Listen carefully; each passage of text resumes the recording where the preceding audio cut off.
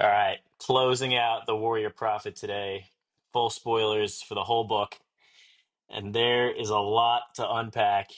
Um, like I was just saying to you, I'm kind of mind blown that the first half was your favorite over the second half because I gotta be honest, I finished it like almost a week ago now, and I've been sitting on it, and as I've kind of been alluding to in these episodes, and I have a bit of a sort of collective thoughts like thing written out where there was definitely more of stuff that I wasn't as interested in. Like the good stuff just transcended everything for me. I definitely think I prefer this book to book one, That's what I say. in part because of these last four chapters for sure. The So last four chapters are good. Don't get me wrong. I just prefer the delightfulness of the. Well, I can't really call it light, but it's a lot less heavy, ironically, than the first parts of or the second part of this book. The second part of this book is just like it's heavy stuff, but like I don't know. I just like the first part. I don't know why. I can't describe it. I just like the first half more. that's fair. That's fair. Yeah, I think the middle to me was probably the weak part Oh anyway. yeah, definitely. Yeah. The desert stuff, I was like, take it or leave it. Yeah, yeah. Well, regardless, we're talking about chapter 22, so we can we can just dive into the good stuff here because there is like a ton to unpack. Like this chapter was enormous. For how many Yeah, you had the pages was longest it? chapter. I don't Yeah, even know. I I just would not stood be by out. surprised. I just looked at my hour count because I'm doing the immersion reading, and I saw yours was like 100 or an hour and like 15 or hour and 20 minutes, and I was like, Probably there's took only me like an 2 hours to hour. read it. Yeah, I was like, there's only like an hour or like 2 hours left in this, 2.5 hours left in this book. Like, so, and we have three more chapters after this one. So I'm guessing he's just getting the short end of the stick for this set of four. It's all good. It's all good. Well, so I mean, I tried to keep things kind of high level because there's so much, but they're like, I just like you have to like get into the weeds with some of this, and it was juicy stuff. So, all right, where we left off last time, like they've secured the city, Carrick Sand, right? But another Kianian host arrives, and they're certainly kind of down bad after what went down previously. They're running pretty low on food. I think there was kind of a big stash, like where the Scarlet Spires had attacked, and like that's all Mm-hmm. burning up now. So they're withstanding the counter siege for now, but turmoil between not only like the forces just being scattered and yeah, no food or whatever, but there is all this unrest going on. There's a lot of growing doubt in Kellis, and Proyas and Nayor chat about this a bit, and Nayor advises Proyas to go talk directly to Kellis about it. But he warns him to secure his heart and seal it tight. And that certainly has some consequences. So, yeah, Kellis is hanging out with Esmonette. And yeah, Proyas busts in, and I think this is the first time he sees Kellis sleeping with Esme or like her being in the bed, and Yeah. he's rattled. Obviously, we've been talking about how he has a lot of guilt carried over from the whole Aka situation, which Kellis tries to kind of pull on too, because while Proyas is challenging him about the Esme situation, um, Kellis is like, "You are the one who betrayed Aka, right?" Mm. Which I think before was just kind of strongly implied. I think we're basically treating that as canon, but more or less confirmed here. Um, and yeah, Kellis is trying to tread carefully here. Watching Price's emotions, etc. But he makes a misstep. Um, he says, "After all this time, could you still doubt?" Or how could you still doubt after all this time, with regard to Kellis being a false prophet or whatnot? Um, yeah, so he screwed up. Mm. And yeah, Proyas kind of realizes what he's up to thanks to Nayor's warning. Kellis is wishing he killed Nayor after all. And yeah, Kellis says he has no doubts or fears for the future. Thinks to himself that he has no fears, which is so many parallels here to some other things that I can't exactly say because of, whatever. Someday we will talk about the the other relations and things being mirrored in this book. But anyway, Proyas heads out, and um, he is not pleased. to say the Um, least. exactly. So yeah, like we were saying, the Enrithi are resisting the siege, but they're down bad. More disease. The Confis and some of the other guys seize the opportunity to condemn Callus. Proyas isn't defending him anymore. Now the Zadunyani, is that how you pronounce Yep, his the sect? Zhao Dunyani. Yep. The Zadunyani. Callus has like thousands of followers at this point, so there's some riots. People aren't getting along. But yeah, things are not boding well for Kellis, as we see. Um, and Now, meanwhile, Serway, who, and is this the chapter that's, yeah, this, wow, a lot went down in this chapter. Anyway, It really where we're did. at now with Serway is, in spite of others suffering, she is very happy. And as she's asking Kellis if that's a sin. Mm-hmm. Um, he assures her that for her it's not, because all he's worried that what's of consequence to Kellis in this scene is that Serway um, has it appears that Kellis has sent her mind down a path to name her child after his father, Moangus. Moingus, and yeah, that it's all set up as a needle to Nayor, of course. There's a conversation that he, I'm sure, not unintentionally overhears about the child being named Wangus, just as a little needle. But yeah, in terms of the path that Kellis is trying to send Nayor on throughout the rest of this part, there's a lot to unpack there. I think, especially in the next chapter that I'm going to cover. But figured that was still worth mentioning. Um, so yeah, Kellis, I think later on is hanging out on a balcony, and yeah, so Esme shows up, and there's a little detail here that I thought was interesting, where she almost like falls over, she catches herself, Mm-hmm. um, but Kellis has a little shortness of breath, and I think um, throughout this part, and this is Yes. again something I think we'll really hit on in the later chapters, but emotionless, passionless Kellis might not be as resistant as we had previously thought. Yeah, he's But again, conditioned, but yeah, there's some cracks that I thought I saw at least on this phone this totally. evening. Yeah, we'll put a pin in that because I mean, there's I think a lot more of that on display when in some of the later stuff. Mm-hmm. But then we get a scene that, thinking about it now, I wasn't really thinking about this as I read it because I didn't know exactly what was coming next. Is kind of like Last Supper vibes to an extent, where Yes. he brings in like his senior disciples and um like Esme basically picks up that he's kind of prepping them for the scenario in which he dies. Mm-hmm. Um so yeah, I mean it is obviously that whole sequence which you'll begin to cover, and I will close out that just off the charts nuts. And I was not expecting parallels to this degree at this point. But anyway, um, there's more stuff I got to hit on before we start chatting about this. Um, we do get an assassination attempt on Confis by Martimus. Mm-hmm. That was orchestrated, presumably by Kellis. But Sarcellus steps in um, to save Confis. And yeah, Sarcellus also probably more prominent than ever over the course of the next few chapters. Um, so Confus is saved.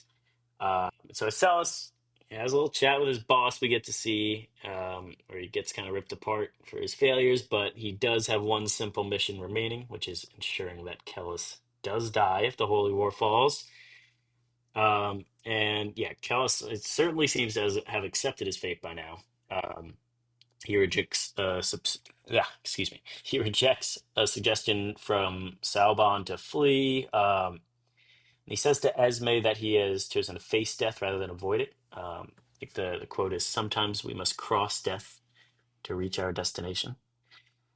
Um, and then he's put on trial, which is that's what all this great name stuff and unrest has been building up to throughout the chapter.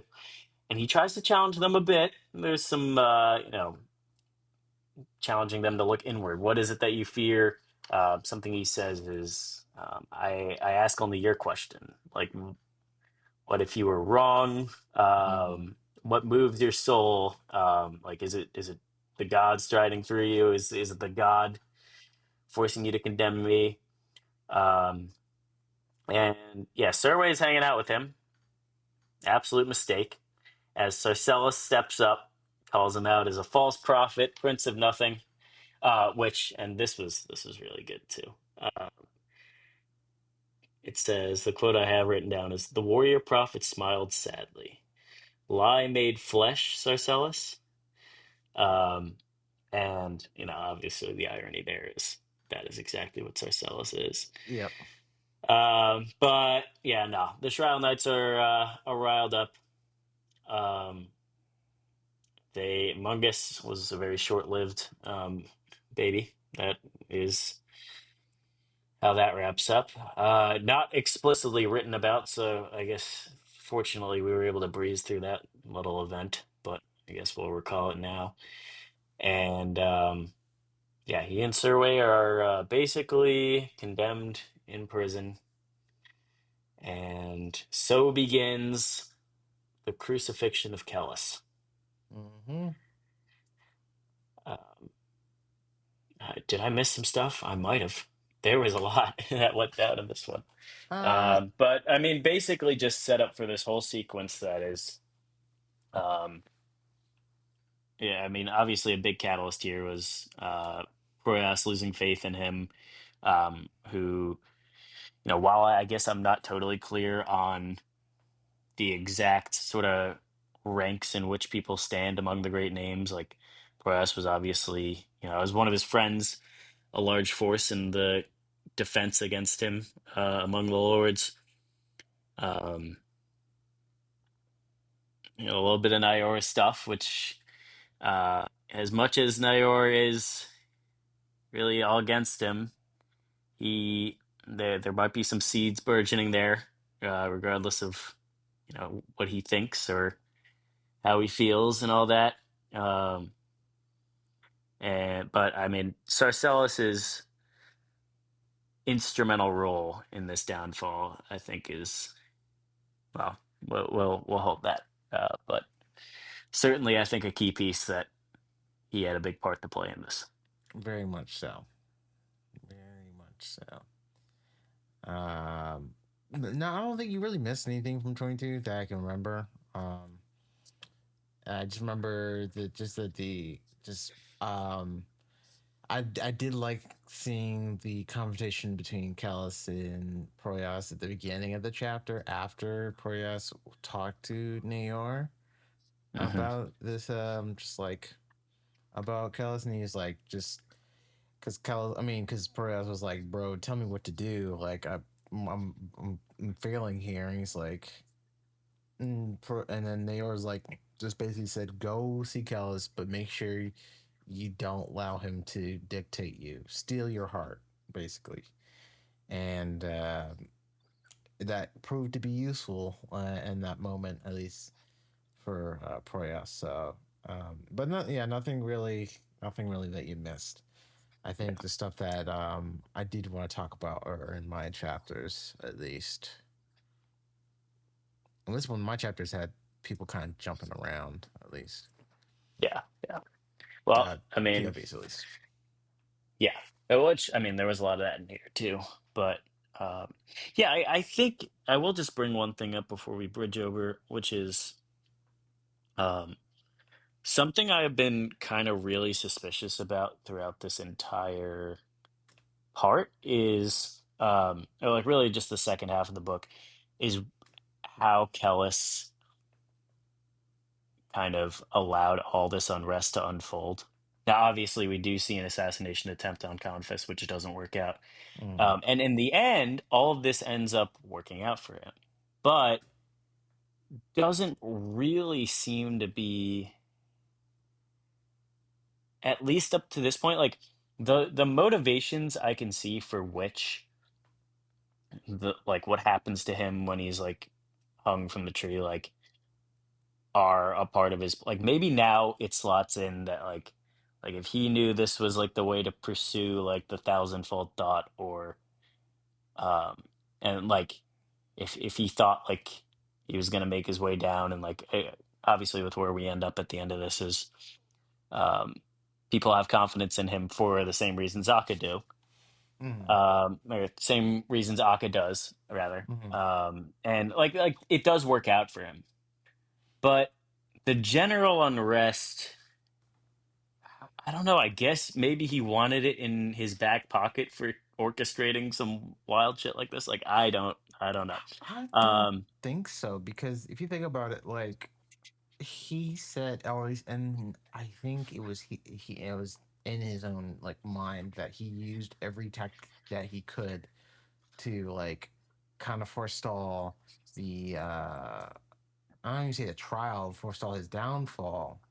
Um, and I don't feel like he would have used those like going and assassinate Confus if he knew that he was going to go do it anyway. And like, there's no other way to get out of the situation. I think he realized, okay, I'll do more. I have contingencies after contingencies after contingencies, but in the end, like if all else fails, I'm gonna have to rely on Nayor and well, I guess now he didn't. I'm not sure if he anticipated Akka coming back at the exact moment he needed him, but you never know with the dude. Plot armor, Kellis. yeah, Um, yeah, but yeah, it could have he I think he just had um I think he just had contingency plans and then had to rely on Nayor and some other force, other being to help him get over the line, help rescue him after situation if things go to the worst possible, which yeah. is pretty much his death. And I guess the scene with Proyas here kind of helps to illustrate that he, even on a micro level, sometimes is not invincible. Yeah, he's So definitely not. yeah. But yeah, I guess we can move on because there's still a lot of ground to cover. Huh. Is it on untracked ground? Guess so. Unconditioned ground. Something. Ah, clever. Okay. I should just condition it. Anyways, chapter 23. So we open up with okay. I wrote it on my phone as Eliazarus, and I don't care about the spelling because the names are just too much. And it's auto sorted as Eleanor. And then I said Eliazarus is going to see Kellis, and it said opens up with Eleanor going to see cell phone. So Well, in some ways, you could draw comparisons between Callus and a cell phone. Um, but as we just, always pointed out, listening and maybe reading that's reading not even what I phases. was thinking. But all right. Well, anyway, tell us about what Eleanor was up to. Eleanor. So Eleazar went to go see Kefromunis, which is one of the peoples of his, I think, of his country where the Scarlet Spires is, in the Anona. I think he's an Anonai, like prince or king. I can't remember what Kefromunis is like titles were, but I'm pretty sure he was a king of a kingdom, and it might be the Anonai kingdom where the Scarlet Spires are. And we turns out he was a skin spy. Oh my goodness. Now, how that skin spy died, I'm guess it was supposed to be through disease, but part of me thinks it wasn't. It could have been Callus just assassinating as many skin spies as possible. But it could have been through disease. I'm Yeah, not I'm entirely not clear sure. on their biology, to be honest. I would suspect that disease wouldn't be able to penetrate them, but I That's don't what I really know. thought, but I mean, it's especially after we've seen them kind of regenerate when they haven't been like completely annihilated. I doubt something as lowly as human disease would get to them, but I don't know. yeah. So I'm thinking it's Kellis doing working assassination. So when Kellis was assassinating, like Conference, he was just assassinating as many people as he can. So I thought he was had this out to just kill off as many people as he can. Anyways, so he saw like from when his face was all opened up. So he's like, "Oh my!" Elias was like, "Bro, we were fooled this whole time. Like this whole mission to go, the Scarlet Spider to come go and join the Holy War was kind of orchestrated with Kefir Mooney's in mind. They basically duped us. Like we were dancing in the Kisharm's hand, in this perspective, Kisharm's hand, and he's like, "Man, I can't trust no one, man." And he was panicking, and then and Kinjoza calmed him down. He's like, "Bro, let's get back on track. Let's focus, lock in, big bro." And he was like, "Okay, we need to get more information."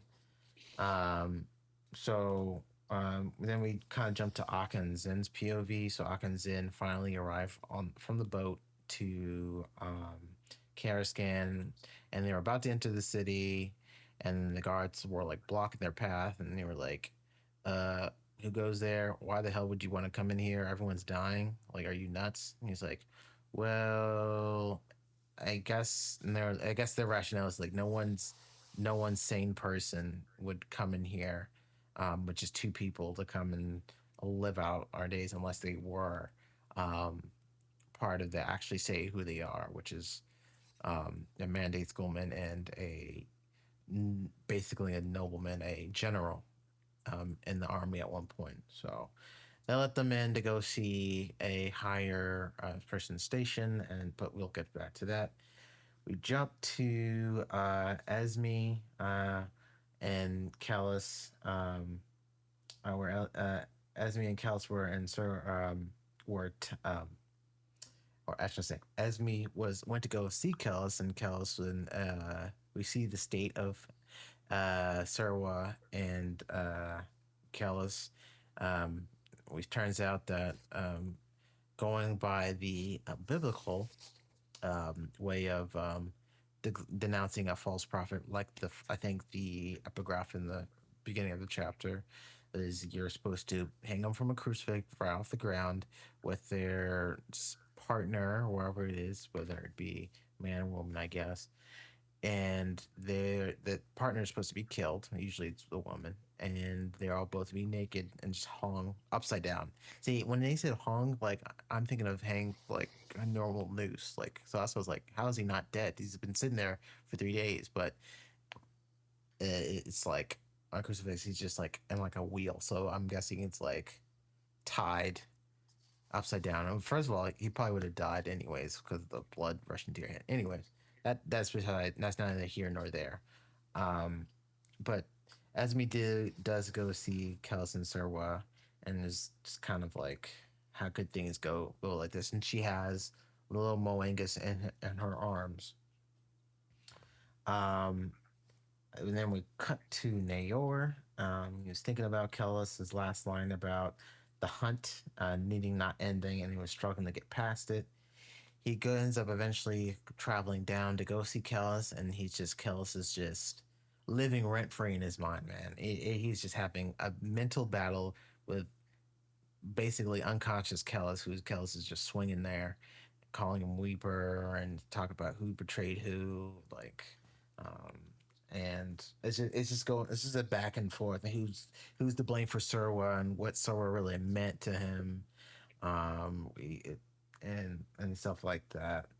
Um, Naor originally thought the reason why he went with this plan because he thought Kells was going to get killed, and he was going to use they're going to use Esmonette as the person, the partner to be tied to the crucifix, and turns out no, Serva. So we'll go back to that later, and I think in my chapter, is it my chapter or your chapter? It could have been your, no, it was your chapter, I think. No, I don't know. It's one of the chapters, not the last chapter.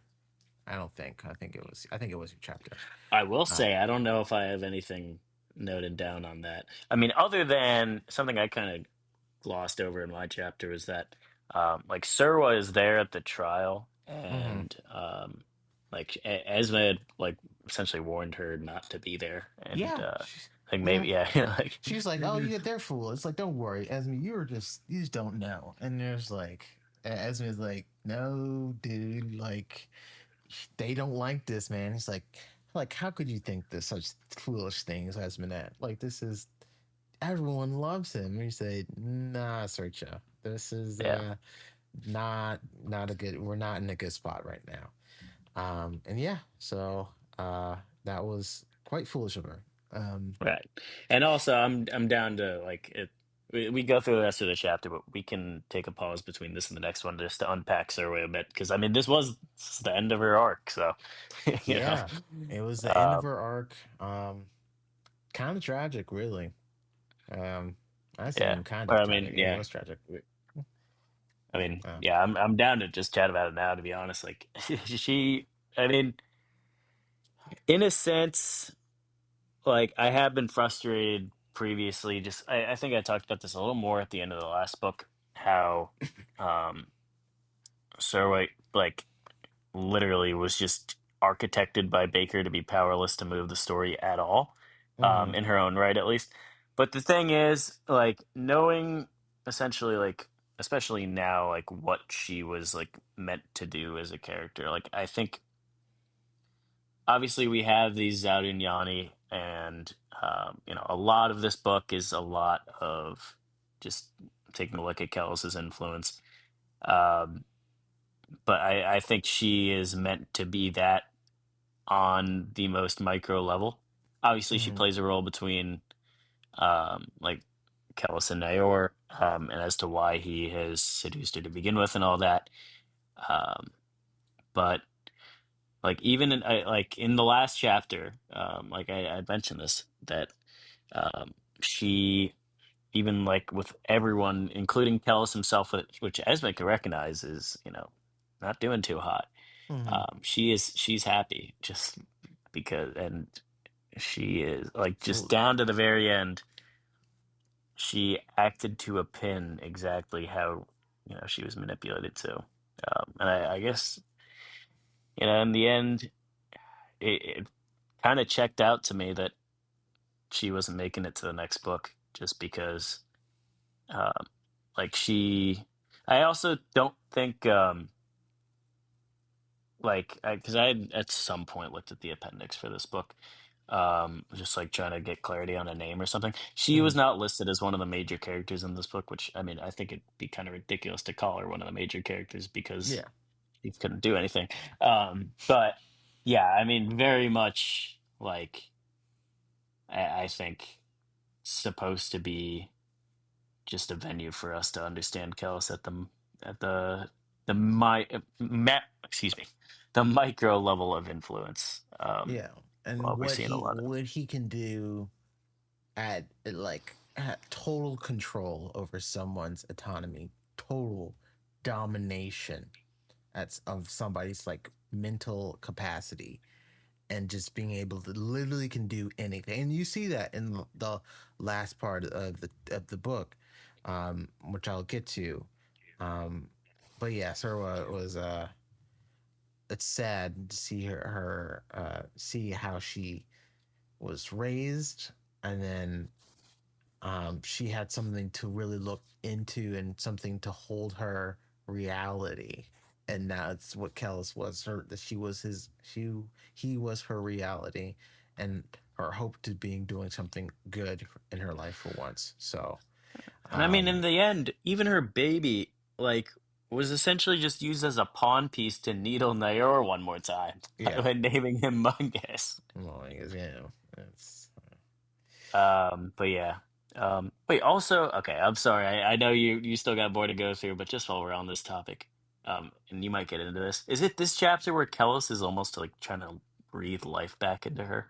Yes. So that, oh, was it this chapter or was it one of the chapters? So this, that was where I was like, the no, okay, it was my chapter, but it was later because we jumped from we jumped from um yeah, so it was Yeah, later in my I'll chapter. let you Yeah, get back to yeah. it. So after Naor went to go see Callus and he has a mental battle, um you know, and he was end up like fighting some of the guards there, I guess, and he was bleeding, and he eventually just went away after he kind of re, re, regained his consciousness in a sense. We jump back to Akka and Zen, and then Akka, of course, he's like, man, looking forward to seeing Esme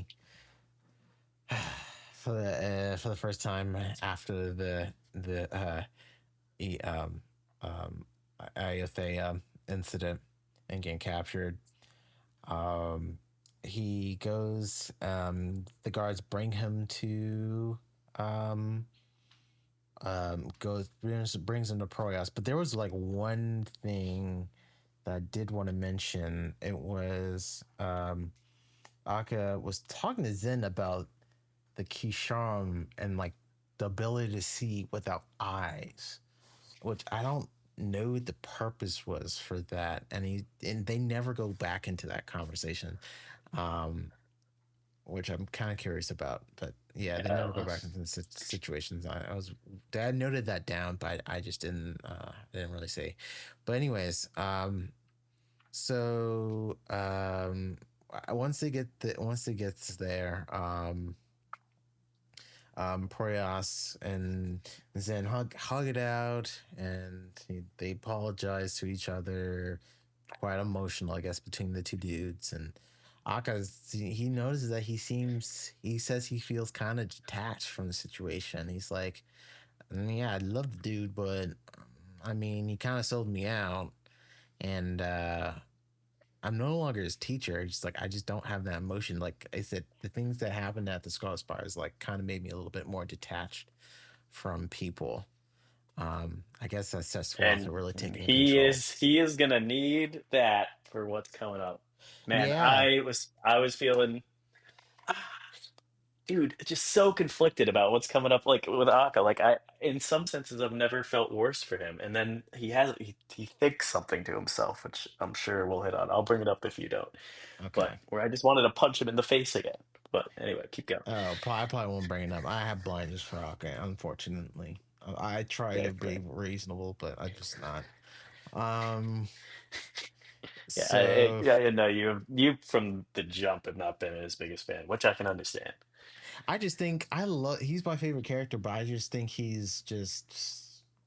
just doesn't see the obvious sometimes, like what he does to people or his total lack of social ability in certain situations is like it's like I don't know why people are upset about the situation or why he dismisses certain people. I'm like, dude, like you can't do that. Anyways, that's why people are mad. Is like, why are people mad? Yeah, Fucking. yeah, yeah.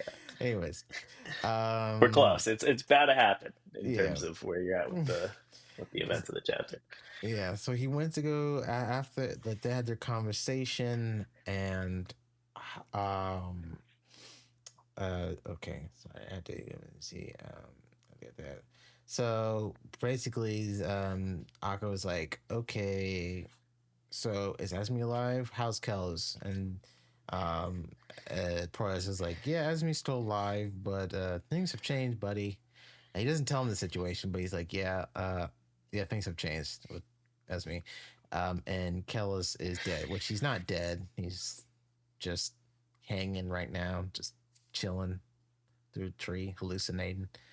And then we jump to Kellis swinging in his tree, which I didn't write down the tree's name and the historical significance. It's like one of like the oldest things in that city. Yeah, Um, sounds about right. yeah. Um, and had some, I guess, probably has some religious significance at one point, but I can't remember. Anywho, so Kellis is basically trying to breathe life back into Surway here. And like you were hinting at, David, he was showing a bit I would consider emotion, which I'm like, Hmm. whoa. Hmm. And like you're supposed to be Or at least, conditioned. some selfish motivations or passions or something like that. Yeah, sometimes I mean, passion. and listen, when I say selfish motivations, of all the things I'm going to criticize Kellis for, being sad that Surway is dead is not very high on my list. But by selfish motivations, I just mean, that is clearly, I don't know, some passion shining through the logos, if you ask me. Yeah, as conditioned as you are, I think at this current moment in time, he's not the perfect vessel for the logos. He's really close, or he's pretty dang close at blocking all emotion. But in and the most extreme, this is as pushed as he's ever been. So Definitely.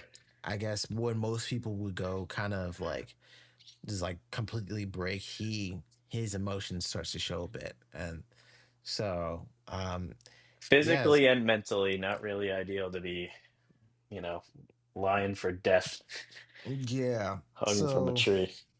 it's he tries to breathe life back into her even though she's gone, and he's kind of reeling from that, and he's trying to like reconcile with that and trying to get his mind back into the conditioned state, but he's kind of rattled here. And then he start hearing voices like, "What do you see?" Which is, I'm guessing, is Mog, because that was on. We saw that exact same like quotes in that one ground where Mog died. Is starts with an M. They said in the last chapter. I forgot. I was supposed to write it down. I didn't write it down. Um, yeah, it's gone. I won't be able to think of it. Um, and where I think where Proyas had that one slight victory, and everyone's like kind of panicking. It's where Proyas was hallucinating his death. That's where we This is heard. the place where everyone was dreaming, but not Kellis. Kellis was Yeah, not dreaming yeah, there. yeah. Kellis was chilling, and everyone else was Yeah. like, "Bro, what's going on, man? I'm tripping And balls here." yeah. And I believe Akka brings this place up to make his point in the Yeah, subsequent chapter. yeah, Right. and I think it's the last chapter, of the chapter before, Yeah. and It was like a site of one of the apocalyptic it's where bad Mog things. died. Right. Yeah. Yeah. Okay. So, um, well, quote unquote, yeah, yeah, died, quote unquote.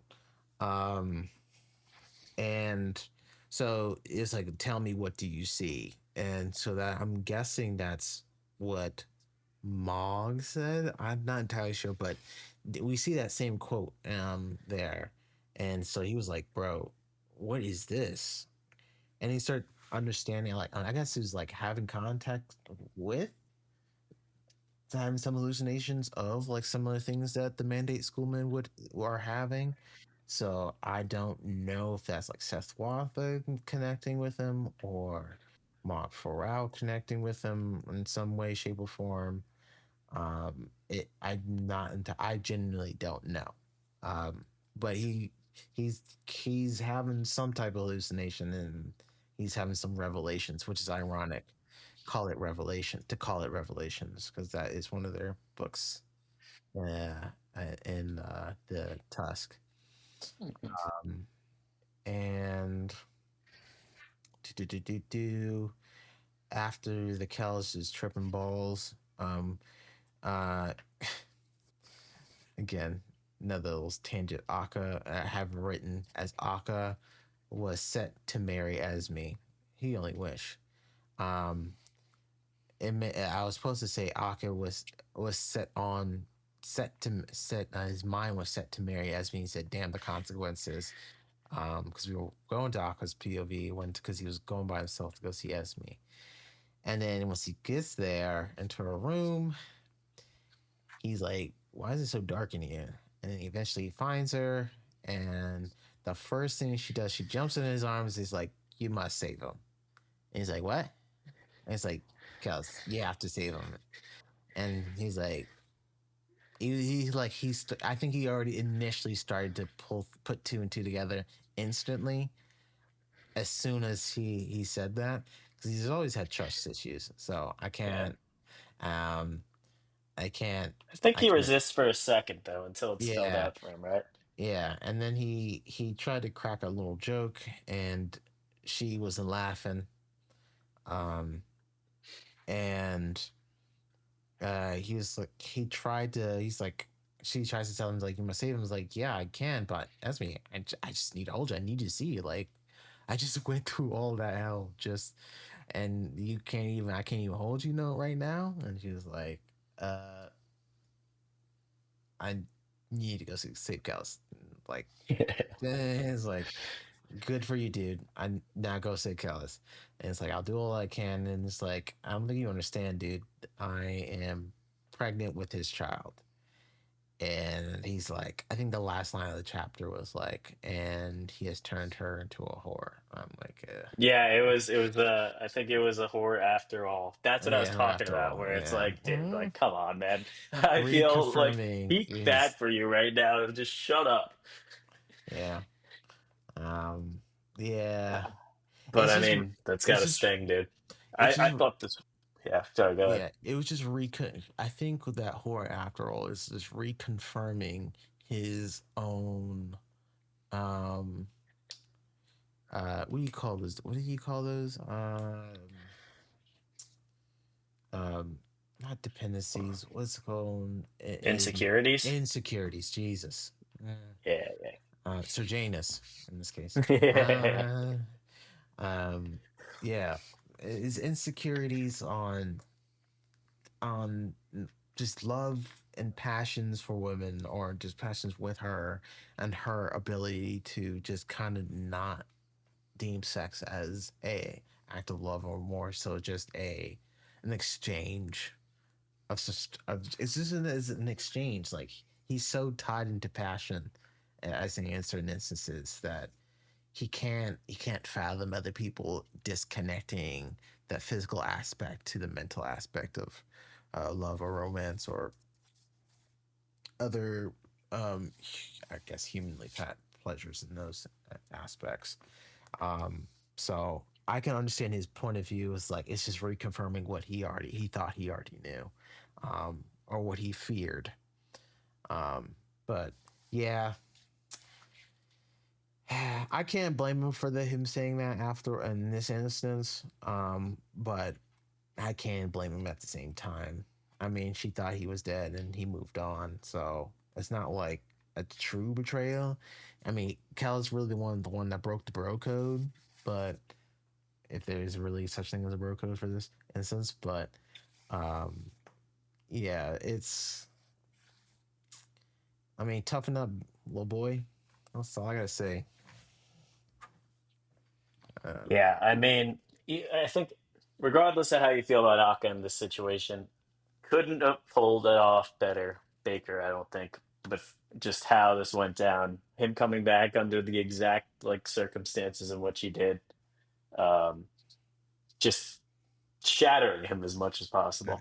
Um, yeah. so this Uh, is just part of the roller coaster of these chapters. I thought a big highlight for me was this whole Aka situation, especially where what we see him doing in the next chapter, in spite of all this. yeah. I'm sorry. That was not where the chapter ended. That's where that little part ended. Sorry, I have more to write. Yeah, I yeah, wrote yeah. down. That's what I thought. So yeah, we're still in Anaka's POV, but he's a little bit further down, and he goes to see Kellis. Kellis is just swinging there, and the dude's pissed. And he's basically threatening, going back and forth between threatening him and just like pleading with them, like trying to understand why they both did this to him. Two people he loved the most, quote unquote, in this world. Um, would do this to him, and Kellis, I guess, was conscious at this point, somewhat, and he basically said, "Hey, yeah, go to the garden. I dug something in there, and go dig it up." And Akko was like, "It's like, I see this console spies," and basically, it's like, "You lied to me, dude." Like, why should I trust you? Just go dig the head up, dude. And Akka, I guess he goes and does it, and then we jump to Akka going to see Proyas in his room, and then Akka tries to remind him um, about a Scheichel, that who's the guy that told him, was his historical reference to, like, in the Bible with the I don't remember the actual king in the Bible, the Roman king in the Bible that persecuted Jesus. And he Oh, basically, Pontius Pilate. yeah, Pontius Pilate. Jesus, see, yeah, um, yeah. So he's basically King Shekau is supposed to be um, supposed to be that role. And he's like, you don't want to be the new King Shekau, so maybe he might be down this route. Maybe he might be not a false prophet after all. He said, I don't, basically saying, I don't know if he is or he isn't, but he is needed because we need to snuff out all the spies in here.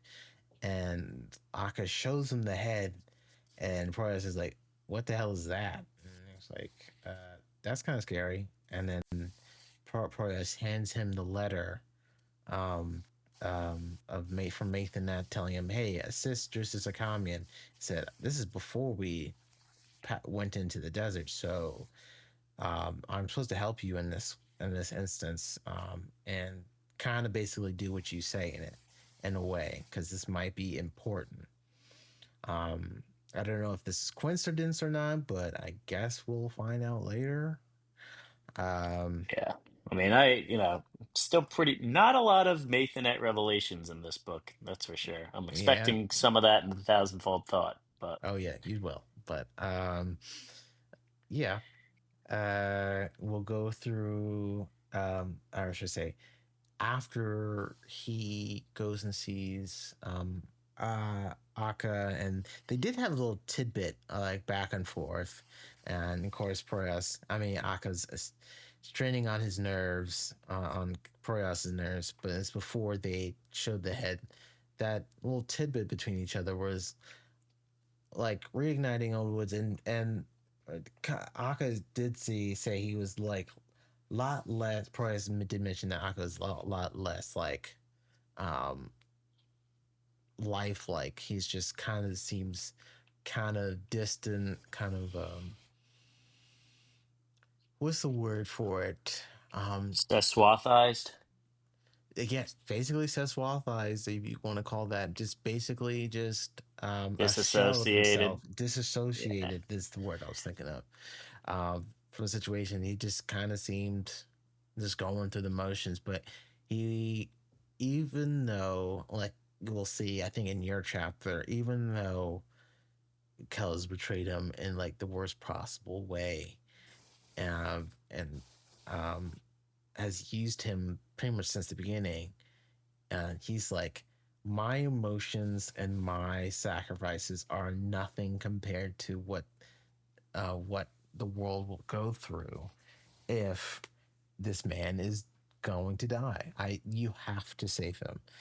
That was, I think, a bit in your chapter. But anyways, um, so um, um, I think Akka, after the Akka brother, tells him at the end, after he reads Nathan's letter, he says, "Yeah, you need to summon the great names. You need to release this dude, or at least have a conversation to release the dude." And that was basically the end of the chapter. There were some few things that Akka telling him about Seswatha and how important the um, person is to see the consult spies, but I think I've already pretty much talked about that.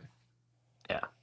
No, well, I mean, it's pretty much a great tee up for the next chapter, of course. So I mean, unless you wanted to hit on anything else, I think we covered a good amount of ground. We could just dive into the goods, um, No, if you are. I think that's it. The only thing, the highlight of this chapter is the Akka and Esme stuff, and just Akka just heartbroken, and I just, you feel for the dude, but then you're like, then you go make that last comment, you're like, yeah, Nah, now I'm kind of you kind of ruined my pity party, and I'm kind of pissed that you ruined my pity party. Well, it was, I mean, it's all consistent. So, Yeah, it's consistent. um, but That's his standard. I was impressed by what Akka did in chapter 24. Oh yeah, he So, did what he could. I like that. mhm. So we open with Nayor. There's a thunderstorm, and he's dreaming about Kellis. Some classic Nayor inner monologue that is just pushing him to. We really see Kellis's long-term seeds paying off in this. I think he would not have made it down from the tree without Nayor, which is just crazy. The one who has known what Kellis has been up to this whole time, at least to a certain extent.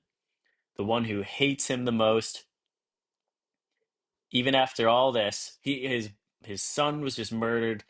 Surway is gone, and I mean, where we see him, I guess to start off, not to jump ahead of ourselves, but he sits in on this council of the great names, and he gazing upon Sarcellus. Um, I think I forget exactly what the physical traits were that he noticed, like maybe something about his face. Um, but he realizes that like there's some parallel between him and um the false Kellis he sees earlier, which I think was Sarcellus, right? Yeah, Or was that's it a what I different? was. Yeah, Yeah, I yeah. forgot the name. Something with a G is like a Gratia or something. Was the Gotcha. skin spice name? Well, regardless, he pieces together that he's a skin spy. So when Akka brings out that head, tries to steer the council in the right way.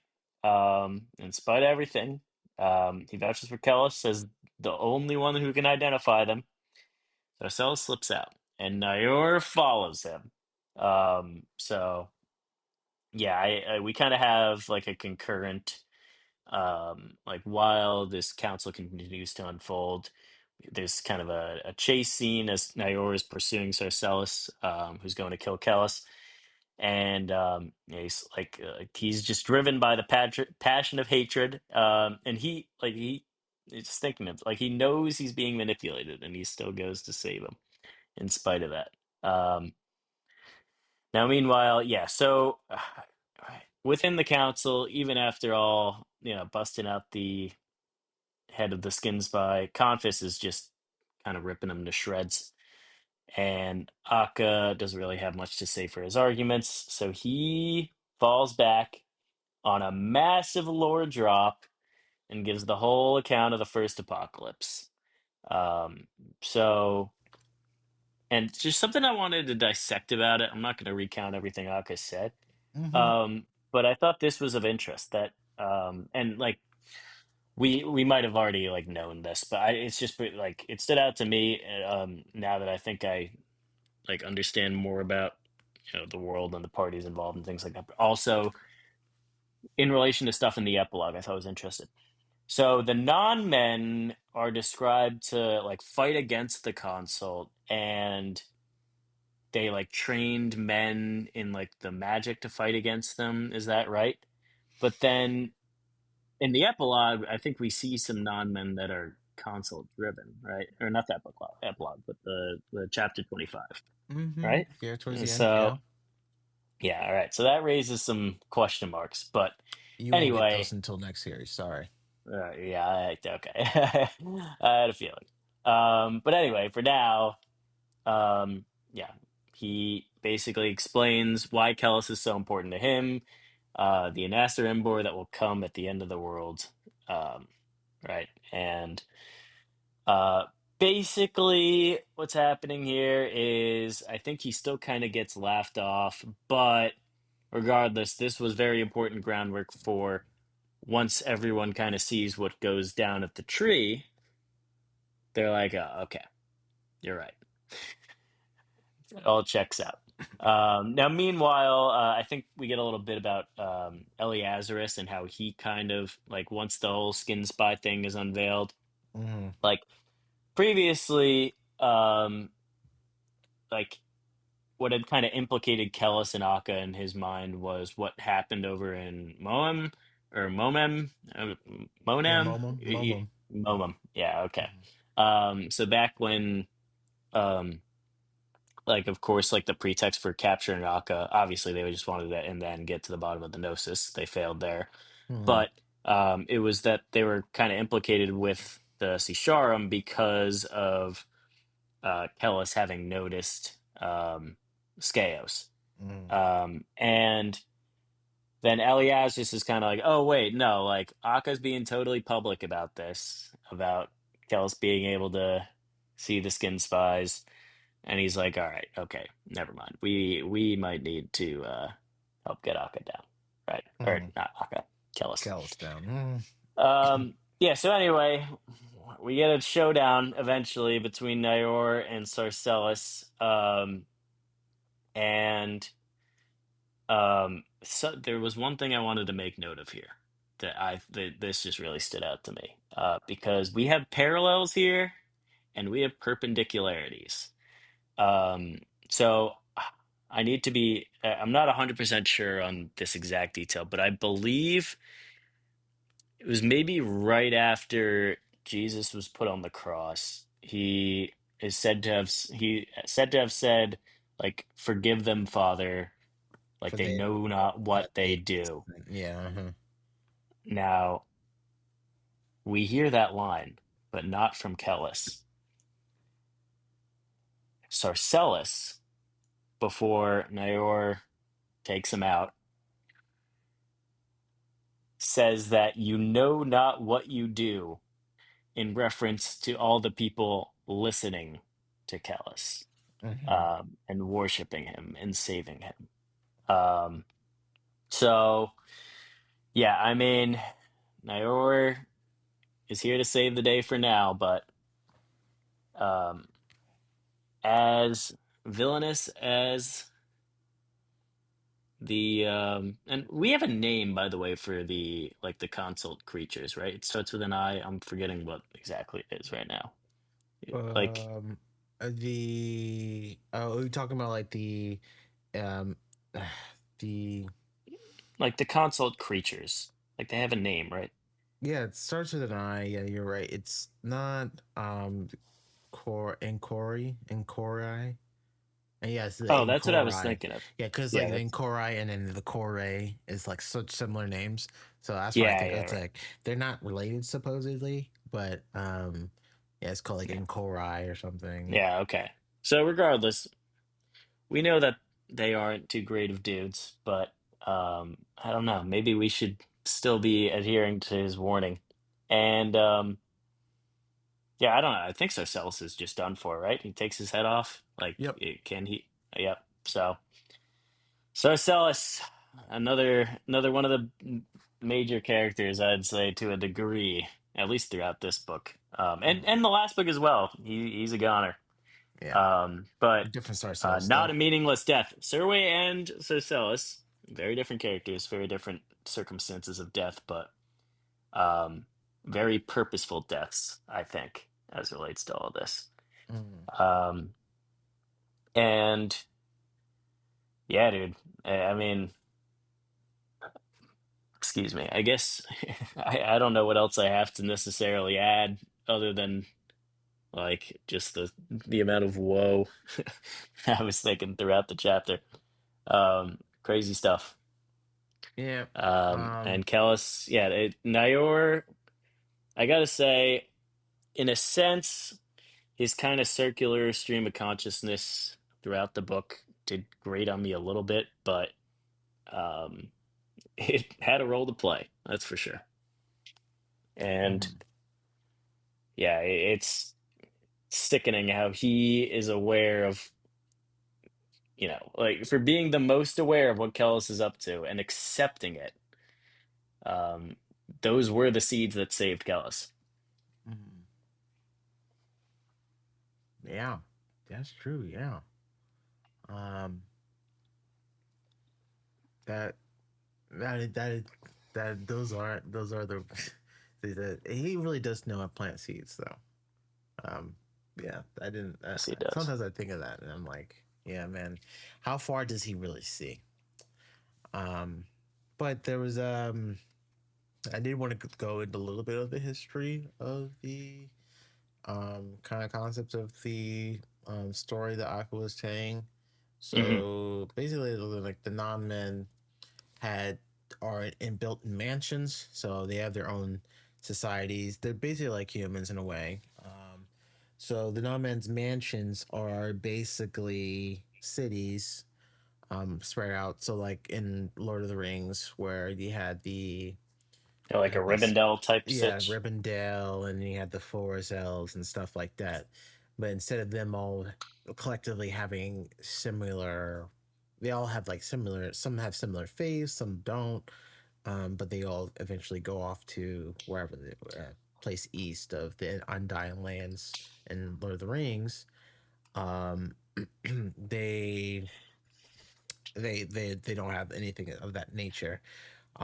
But one point, the in Korai came to this planet and was setting up shop, and they fought them off with their own magic, um, and they pushed them back to basically where they not originally where they originally landed, or not landed, but originally where they originally are came from, and that's where Golgotharoth is, now called Golgotharoth. Um, and so they did. Now, here's where I'm like kind of washy on here. I think they did teach humans later on after they already, yeah, they did teach humans how to use the gnosis from Kuya mages, which are Kuya mages are the mages from the non-man mages who okay anyways I won't say anything after that. Yeah. They they taught them after they pushed the in Korai again. I'm not assuming I don't remember if that's the actual term that they called are, but pushed them back to Golgotha. um but these men eventually went to go search out these where the Enkorai were located, and eventually ransacked the place where they are. They talked about the pit, uh, and they took all the type of stuff, the artifacts in there, and which was called the Techne, and those that's how we got the console. And eventually, later on, they were able to awaken through trial and error and experimentation, awaken Mogfarel, which is the god. So um, that was how the first apocalypse happened, and eventually, I, the Siswatha, as we know throughout the story, was somehow able to beat them at that one facility, at one field. And yeah, that's all we know from these books so far. Yeah, Well, good stuff. we do get a little bit more of a glimpse in chapter 25 into maybe some things happening up north. Yep. At least I think that's where we were. I Yep. don't know. It's I up need you to north. iron all this out. And Yeah. there was, just to be clear, we get a little bit of Kellis in this last chapter too, like his POV, right? Like, is he, because he was crying at some point. That was another thing I wanted to hit on. Like, that's this last chapter that happens. Yeah. So it was the beginning of the chapter where he pulled Serwa's Okay. heart out. Okay, gotcha. All right, yeah. So I mean, I guess you can dive into Oh, there's one um other thing in your 25. chapter. We did get a name drop of one that console being in with the bird with the baby or with the human head and the bird body. That was his name was uh Allrang. All right. Okay. So keep in Is that mind all right? Gotcha. for that. Okay. I Um think I can remember. We don't have too many A's other than a Kamion, yeah. so that's manageable. All right. Okay, Anyway, chapter yeah, on to on to chapter 25. 25. Yeah, so chapter 25 we start off with Callus. He was eventually tied and cut free, and he stood up pretty much immediately and was glowing and halos everywhere, which I still think the halos is a perception thing, meaning it's like once you start become like a believer, you start seeing those halos, and if you're a non-believer, you don't see those things. It's like an illusion on mental illusion that you prescribe to Kellis, or subscribe to Kellis, I guess. But yeah, he ripped out Serwa's heart. I thought when I first listened to it, I was like, how did he rip his own heart out? That doesn't make any sense. But yeah, he ripped Serwa's heart and showed it, and everyone's like, "Yo, woo, cheering on." And everyone's kneeling and crying and falling over themselves. Great for them. We jump to Cascamandry, who sent a letter to the Holy War saying, "Yeah, you guys need to surrender, and if you guys do surrender, I know it won't be immediate, and they won't always get everything that they want. Neither side will get everything that they want, but we'll give you guys lands, and you guys will be absorbed in the into our Kianine Empire." Right, so the Shroud Knight, or not the Shroud Knights, so some Shroud emissaries come up to meet with Cascamandry, and basically they said the word prophets come in, and then they slit their own throats, and that shocked Cascamandry, and definitely shook his daughter to the core, because it's like these guys are just like religiously to like the absolute core. um and The Holy War came outside of the outside Karaskan, and they set themselves up.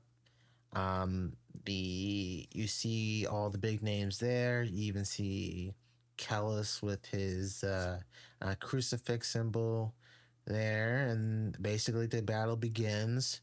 I'm not going to go into detail on who battled what flank they defended, and was able to do what. All I know is Sabon's cousin defending the flank. They were able to, every time the Keening pushed them, they were getting rebuffed.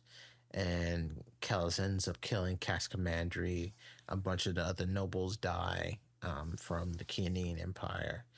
And that was basically how the battle went. It was a fairly quick battle, and it was very high view of a battle. Hmm. And it was like, I don't know, maybe what, 5, 6 pages of that Yeah, battle. this last chapter was definitely, I think, the shortest in general, and then I Yeah, think a good chunk of it was dedicated to the other stuff. yeah. That So couldn't have been too long. yeah, so basically, this great holy war were shown, were battle hardened, and they were ready to go, and they had nothing to lose, so they were able to push back the Kianine at least. I don't know to what effect, but yeah, Casamandra is dead, and that is like one of the most important people in the Kenyan Empire. So after that, the we move back up north. We follow a new POV of, his name was like Angulus, and he showed that, talking about like a large group of Shrink was running through nearby villages, like carrying people, and eventually his village was raided. Had a bunch of Shrink on horses, which they noted was not normal, and he said this must be the Great Ruiner. But he sees some non-men commanding the Shrink, and then we get to see um, a new bird heading with a bird thing, or a head with a bird thing. We don't know if it's the same one or it could be a different one. I can't tell you if it is or isn't. I think I know who it is, but I can't tell yet. Um, and he basically, Angelus is like, he was reunited with his family, and all the people that without family were killed. And unfortunately, we know the reason now why the families were reunited, and the non family members were killed immediately. Um, it's going to be used for interrogation. So the bird head, the I mean the human head bird thing went to go see Angelus and was like, who are the Dunyain? Basically, just kept asking who are the Dunyain, and Angelus was like, I don't know, and he thought he was the Great Ruiner, which we now know is Mog Foral up north. That's what they call him, the Great Ruiner. And he's like, no, I'm just one of his servants. Who are the Dunyain, buddy? And he says, I don't know. And then he rapes his daughter. He rapes his wife, and basically throws her to the Shrank, who rapes his wife again and kills her in the process. And he does the same thing with his kids. Does the same thing with him, and that's pretty much it. That's how the chapter ends. Yeah, that's how the book ends. Yeah, nice little gruesome way to In the book, close up a pretty gruesome book. yeah. Um, yeah, I mean, um, as I alluded to, I'm still piecing together for the first time what's happening up here, but I did find it interesting that the non-men and the Shrink seem to have joined forces, at least some of them. So we'll see where that goes. Um, but yeah, I mean, like I said, I mean, these thoughts again are just sort of collected throughout all these past episodes, but I do like I'm very impressed with the tapestry that the whole like of the Holy War being created, and it's like I like that all of these sort of pieces exist. It's all fleshed out. I'm sure there are a lot of parallels that are sort of being shoved into here. Like, I think it's all very well done. I just, especially with the battle scenes where we kind of go to the quote unquote POV of like the history books or whatever it is. Mm-hmm. Um, I just am much less interested in reading about that than I am with the good stuff, or what I call the good stuff. The good news is there's a lot of good stuff, and there was a lot of good stuff in this book. Everything Kellis related. Just watching, I mean, just in terms of what I wanted, like when I finished the last book, I wanted to see kind of what happens when like you get all of our characters together, and how they were all going to interact with each other. Um, like the every like little bit we get about the Dunyain, I just find completely fascinating, and I can't wait for more of that. But it's interesting to see at the end of this, like Kellist isn't necessarily impenetrable, and how that's going to kind of play into things. Especially because kind of something that I was thinking about is the fact that um like the Anasarimbors, like or like the Dunyain are like sort of, at least according to these prophecies, and the view of the mandate, like seem to be the only ones that can take down these consult forces.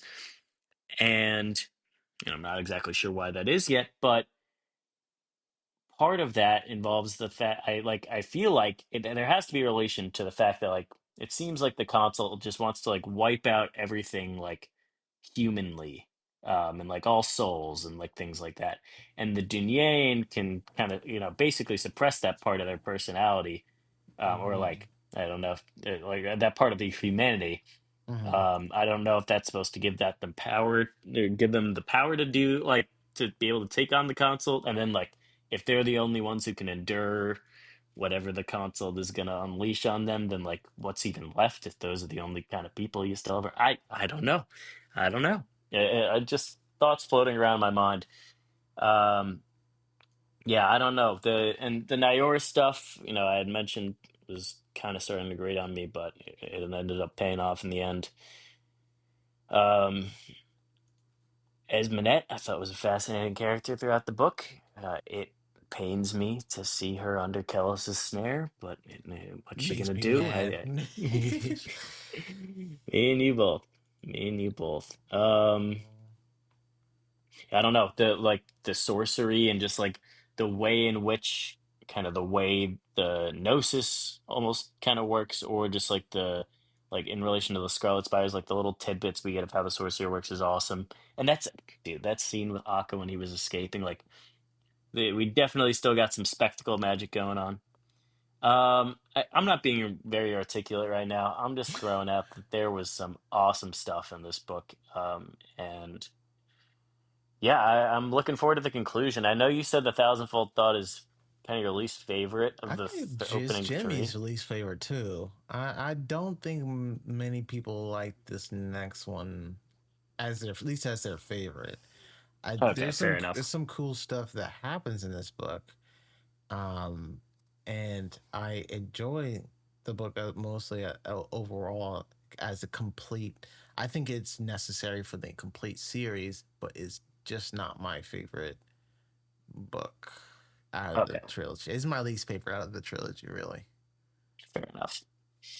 All right. Well, this is a five-star book for me, in spite of the things that irked me. And then this next book, I guess what I want more of is I'd love some more Dunyan stuff, of course, always. Mm-hmm. But I think the reveals I'm really looking out for are related to Moingus and Mathanet, but more so Moingus, and getting to the bottom of what's been driving Kellis and how this plays out.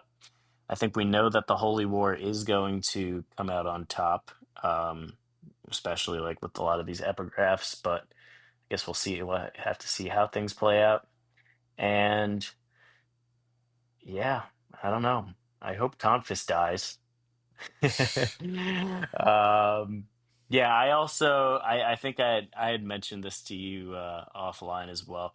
I did actually get a slight spoiler for the subsequent series the other day. It's not a big deal though, but I won't like mention this in future episodes. I'll have to tiptoe around like me being aware of this. But I do know of like one character who is alive in the subsequent series. I don't really think it's that big of a deal though. Yeah, and I won't say it's it though, of course. yeah, I won't say it, but it's someone that like it's what character that we already know. So it's not like a like oh like a big reveal. It's like a oh okay. I mean that could have happened. That could have happened. Yeah, So it's not. I think what it did for me was kind of give me a little more of a sense of like, I won't really say anything. Yeah, Actually, forget it. it's not like a oh Luis is actually alive from the first chapter of the first book. Mm. No, no, it's nothing like that. Yeah, but But NBD. But anyway, I'm hyped to close this out. So something I guess I will throw in is we've talked a little bit of logistics for what we're going to be up to. So first of all, recording this on Sunday, June 28th. The episode's going up. Supposed to go up tomorrow morning, and I think there will probably be a week break between uploads. But then we're going to do four episodes for the Thousandfold Thought, four chapters each, except the last episode will be five chapters.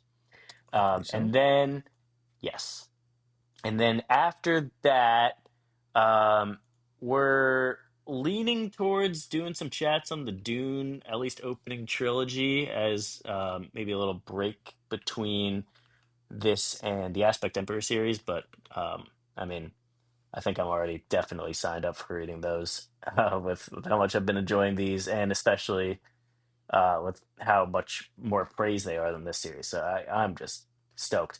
Yeah. I think Yep. we probably. Oh, sorry. Go ahead. No, I said yeah. Just yeah, echoing what you said. I think the second series is significantly better, but I think I still think Warrior Prophet's my favorite out of all of them. I don't know. It's between that and Judging Eye. Yeah, gotcha.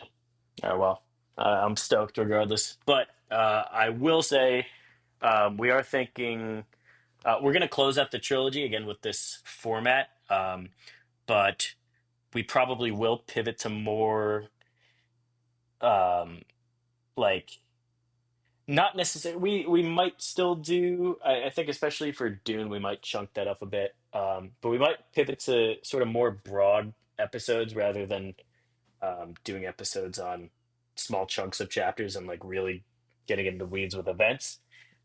Maybe keeping the discussions to be a little more on the high level and like more discussion format for people that have read them and then just want to have a spoiler chat about character arcs and ideas and stuff like that. But yeah, I mean, regardless, I think we've been having a lot of fun with this. So even if we're shaking up the format, um, we do plan to keep this going and chat about more books down the line. And unfortunately, there is a cap on the amount of Baker books that are out there, as the concluding No God duology is nowhere to be found. He ain't So racing we'll it. have to come up we'll have to come up with some other stuff to chat about. But I mean, that is months and months away. So for now, And expect some again, thousandfold thought soon, and yeah, hopefully some good books coming up after that. But either way, thanks for joining us. Hope you also enjoyed the Warrior Prophet, and yeah, I think that's it. thanks for watching or listening in this case. Yep. Yep.